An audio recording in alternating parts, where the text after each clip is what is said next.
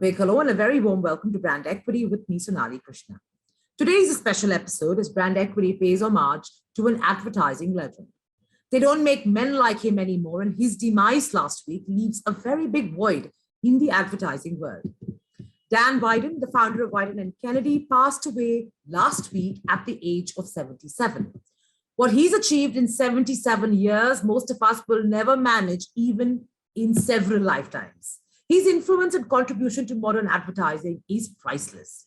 Today, we celebrate the man Dan Wieden and his work via the lens of men who've had the opportunity to get to know him and who understand his legacy, called Dan Wieden. First up on the show is the man who knew him best from the Indian fraternity. V Sunil, the man instrumental in founding Wieden and Kennedy India, perhaps knows him best given the intimacy of their relationship. And Sunil joins us right here today to reminisce this icon. Thank you so much, Sunil. Thank you for taking time out and doing this for our special tribute to Dan. You obviously know him best. So for the uninitiated, for all of us who didn't know the man as intimately as you did, give us a broad sense of what makes Dan Wieden, Dan Wieden. I think, like you said, they don't make men like that anymore. Wieden for me was one of those people, when I was in Ogilvy and contract, we used to read stories about them, how they set up the systems and how the company was grown. And it was like not even in a dream to ever meet him or work with a company like that, But I think in mid 2006, I got a call from him when I was at a friend's party, actually, on a terrace in Delhi. And I kept sort of ignoring the call. I thought some friend, someone was calling me from New York or something. And then somebody from Amsterdam said, "Hey, listen, Dan Wieden is trying to get in touch with you. Please pick up the phone." I'm like, "What, really?" So and then next time the phone rang, I picked up and it was Dan Wieden on the other side. So that was the first time he was like, "Sir," I'm like, "Sir, you, right?" And so no one, my partner was there at the party and my friend was there. They didn't believe they thought I was joking that Dan Wieden actually called me, right?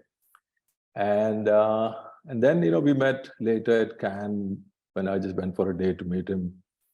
We had, I don't know, some very strange connection, and then Dan, John, and a couple of other people from Portland came to see us in our office. They was trying to set up office for Nokia operations. And we were like 5 people office in a 3-bedroom house in South Delhi. But they just felt there was something going on, they just felt in the same spirit as when they started. And they called me to go visit their offices, which of course was like a mind-blowing, 6 floors in a almost entire block of Portland. But the thing about Dan was that, he just felt like, he's like a very saint. Like I used to call him, you are a Hindu saint, you're not a ad man, right? But he had that very saint-like quality, but he also had a very hard edge. He's a very strong man. So because he was always very, very kind to everybody, a lot of people didn't see that very hard businessman side of Dan Wieden. I guess that's how he's able to also build a company of this scale, sitting quietly in Portland. They were not even in New York, right?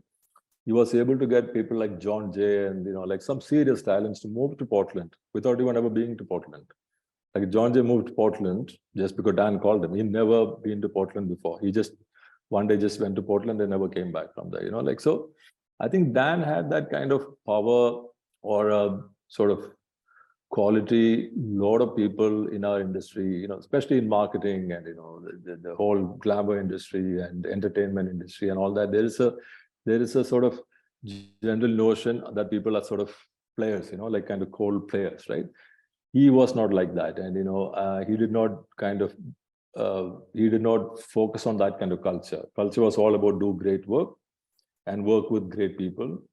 And then one of the things, I think the most important thing about Wieden Kennedy was, I think even we were trying to do a bit of that, which is when somebody came to work with us or in Wieden Kennedy, the pressure for leadership and the pressure for even the people working there is that you will always do your best work of your sort of lifetime in that company. Now that's a pressure for everybody, like making sure that you create an environment like that. And then when people come in, they also have to like deliver on that. I don't know how it worked, right? And I can now think about that, like so many people came through our door, and a lot of them, when we meet and talk to them, they all say like, oh my God, that was like something else, right? So Dan, I don't know, like it's impossible to explain like in one sort of like a line, because he's just one of those kind of men. And I've had a lot of opportunity to kind of hang with him and travel with him and, just discuss work with him, but what like personally where two of us connected was at a very, I don't know, there's some, like he calls it a spiritual thing, that's how the merger happened. When we met him, I think I spent 3-4 days with all the leadership teams, and then he kept saying we want to do it. Then literally one breakfast, he used to take me to his favorite fish restaurant for lunch, and then we used to have this breakfast meetings. And he said, Sunil, we have to do this, right? You know how it is. This is a connection which has been created somewhere else, and we have to make it happen.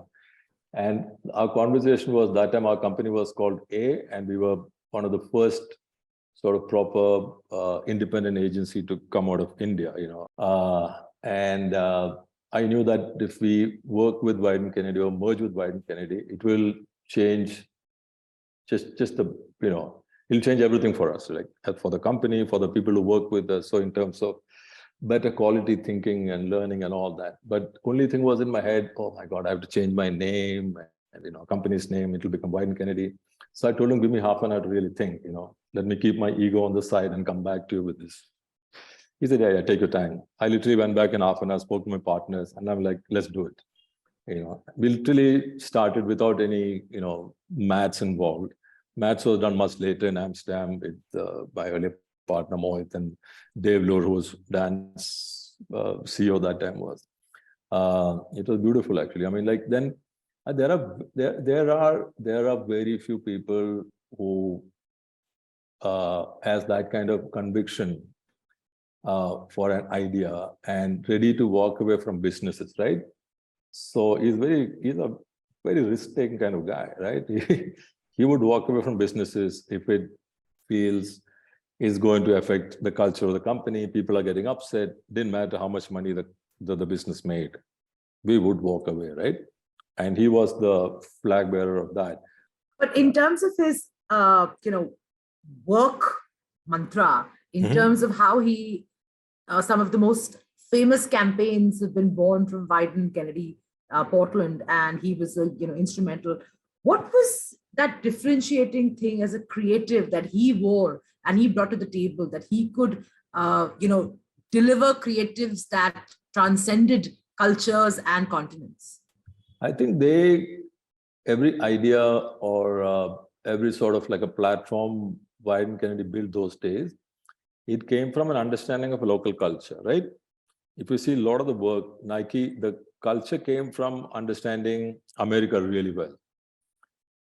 So the whole just do it and the sports, and really they really understood. See, just do it was just the word came last minute. He never wanted to put a sort of what they call in advertising baseline or a tagline. He was not a big fan of that. That happened because everyone was asking for it. And one day I think he was watching TV, and this guy, I'd say it's a very well-known story where, someone was being hung in Portland in the prison, and he was asked like to send any last wish, and this guy just do it. And Dan was watching it. He said, okay, here's the idea. So just do it really was born like that. But the spirit of the enterprise, spirit of the idea was like very much decided before, right?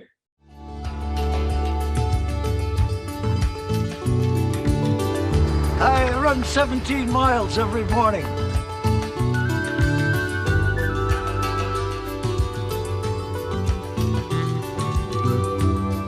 People ask me how I keep my teeth from chattering in the wintertime. I leave them in my locker. Similarly, like if you notice that one of the recent big sort of a cultural, the intersection was Levi's campaign sometime back, the resurrection of Levi's brand. It said, go forth. apparently, when Wieden Kennedy went to meet the business, and they finished the presentation, that all the work was like taken to CEO's office, and it was sitting with the secretary's room or something. And apparently, she opened all the boxes and saw the work, and she started crying.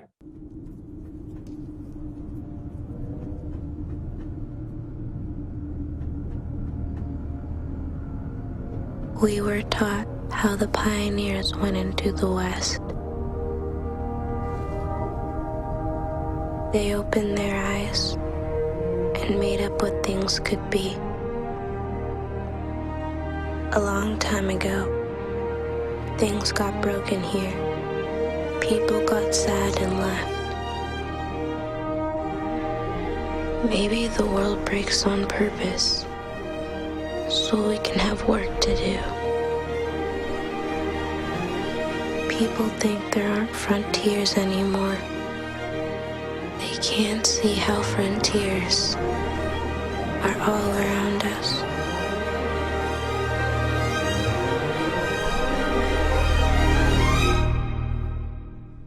Wieden Kennedy, especially Portland, had that knack of connecting deep into the culture and then pull it out of there. It was never like an ad campaign, right? And then came the craft, and many mistakes are made, but somehow they used to land. But it all came from a certain feeling for the local culture. In fact, across the world, if you see all the good creative directors or good companies, all the great ideas came from understanding of the culture. I think that's what's a sort of missing piece these days, where the creative directors are not really part of the city's culture or the country's culture map, right? They're all like advertising people, marketing people. But those days, I think that was one big thing. All of us, I think, sort of, lost that thing, I would say. And I think more important than that is, for him, it was important to build a place where you can train young people to become better and then best at their craft. That's what he was trying to build. He was not trying to build a ad agency. He was trying to build a working place where young creatives can really thrive and then do best of the best work of the sort of lifetime, that kind of thing. Sure. Clearly a big loss, I know personally for you, but also for the industry at large. Huge. And hopefully, at least in India, you'll carry on Dan's mantle, and we'll see, of course. That's like thank you so much. Thank you. A lot of inspirational work coming via Dan through, of course, people who have worked with him very closely. Yeah. Thank you so much for your time. Thank you so much.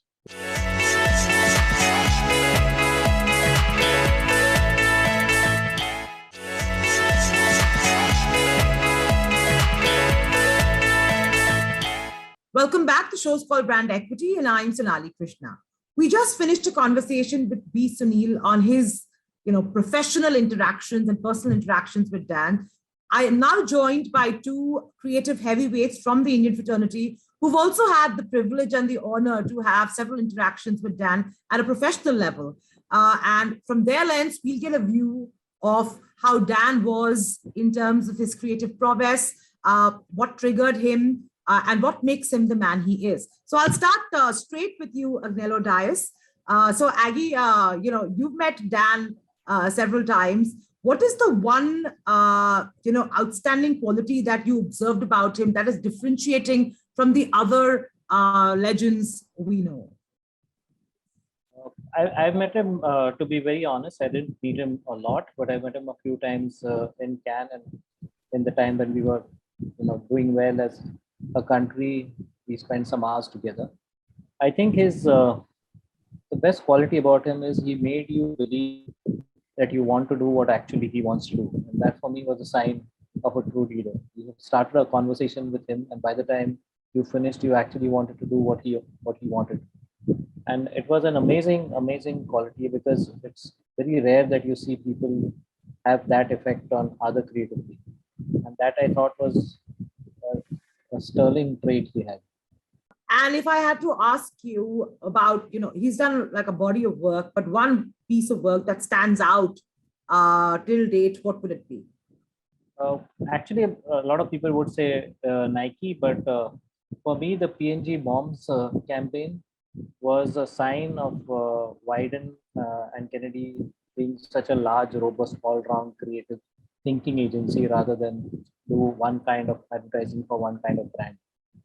I think P&G Moms was outstanding work for its time and probably archival stuff that will stay relevant forever. E aí, gatinha? Tu tá indo pra onde? Tu tá indo pra onde? 大赛马上要临近了，无受得了。儿子，你行的啊，你可以的，孩子。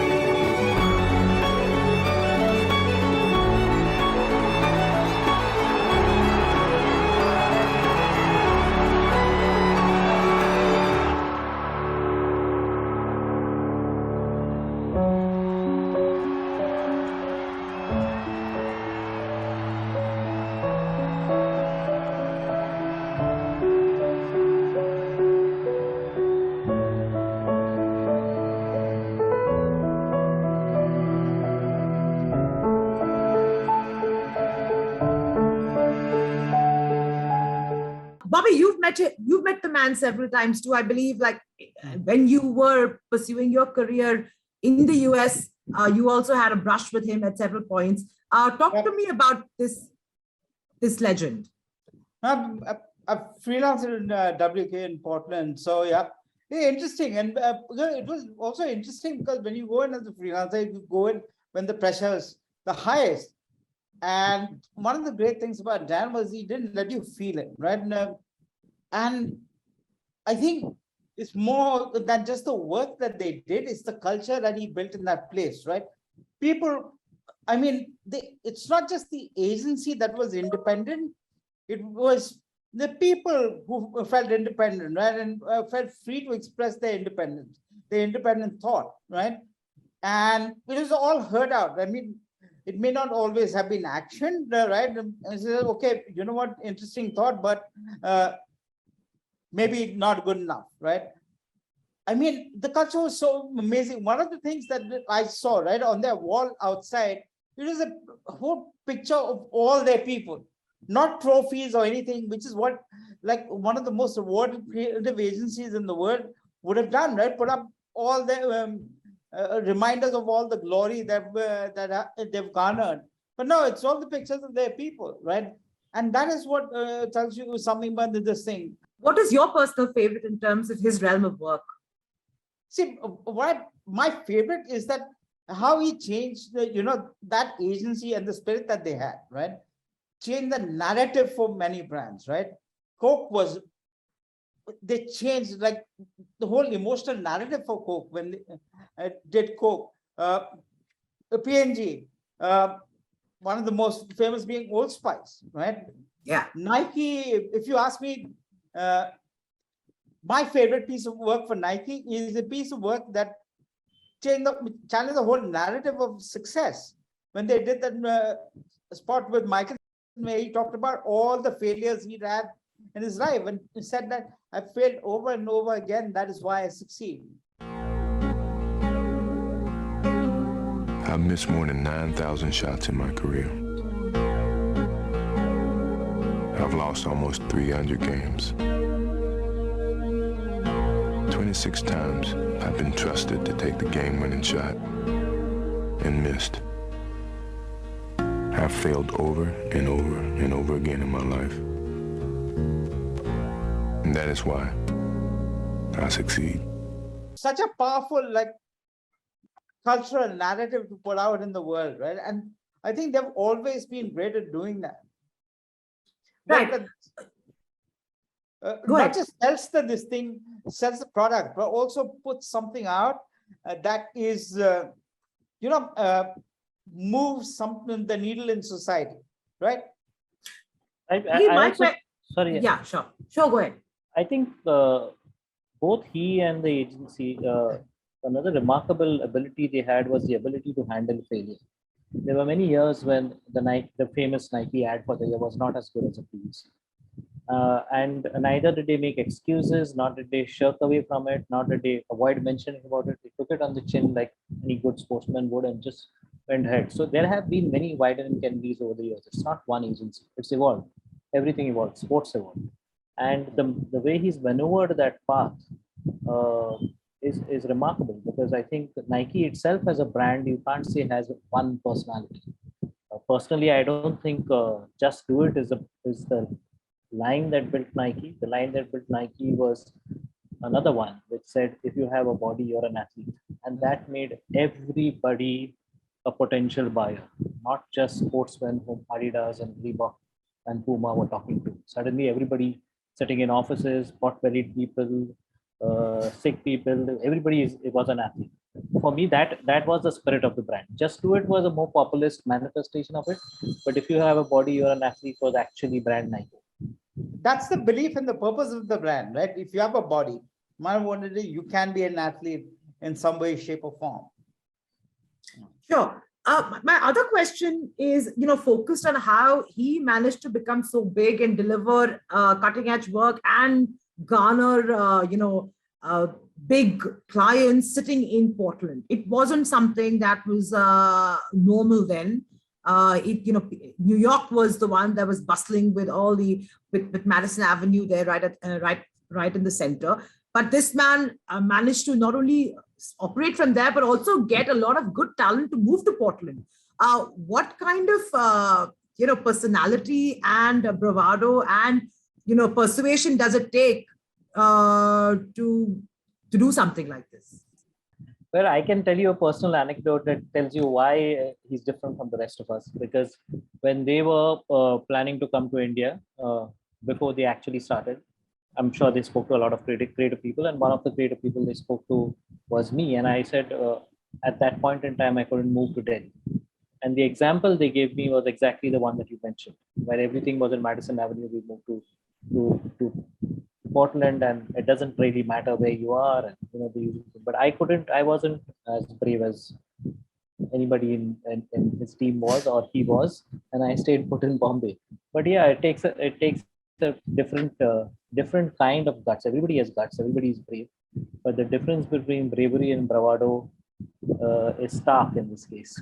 As both the founders have passed, do you think the legacy of both these founders will continue in the work and the culture we see in Wieden and Kennedy, or do you think an era is over? Aggie, you can start. See, I think culture is an easy word to say and write, but it's very difficult to build. And that's why you're not able to replicate culture, irrespective of all that's been written about. I do not think it will stay the same. I hope it will build upon what the two gentlemen built to something better. I'm sure they wouldn't want it to stay stuck in the 2020s for the rest of the future of the agency, just like they didn't stay stuck in 1980 by the time 2000 came around. But the ability to adapt to a changing creative environment and also do work that is increasingly relevant every time is their culture. And to do it in a manner that makes everybody feel like a stint at Wieden and Kennedy is like a steroid shot for my career. That's their culture. So I don't think it will stay exactly the same, and I don't think it should, and I don't think they would ever want it. Yeah. No, I don't think, it's just Dan is the kind of guy who will say, this is the blueprint, follow it exactly, right? That's why they put the agency in a trust, right? Nobody can ever sell it, right? It can go bankrupt, but nobody can sell it. But the thing is, I think they have faith in at least the next generation of leaders who they've given a lot of power to, that hasn't been to build it in their own image on the principles that were established, right? Different leaders are going to shape it a little bit differently. Hopefully the principles that made WK what it is will stay the same. Sure. If there's one last question before I let you go, if there's one learning you have from the man who you'd like to imbibe within you, or the culture that you're trying to create, let's say in Havas or whoever you are consulting at this point, what would it be? It's a tough question, actually. It's easy to use a cliche and say never give up, but I think it's a typical sporting culture, right? That it's immortalized in the Kipling poem, "Treat triumph and disaster just the same." He was the equanimity of the man was the mark. We never knew whether he was winning a Grand Prix or lost everything that year. He was the same. Bobby? I think it's set in somewhere like this ages back, and according to me, and I mean, it's something that I try to live by. Is never get too comfortable with how comfortable you are, right? It's just like if you get too comfortable, push yourself out of that. Try different things, you know. Fair enough. Fair enough. Thank you both, Aggie and Bobby, for taking time out and reminiscing this legend with us on the show. All the best, and thank you for your time. Thank you, sir.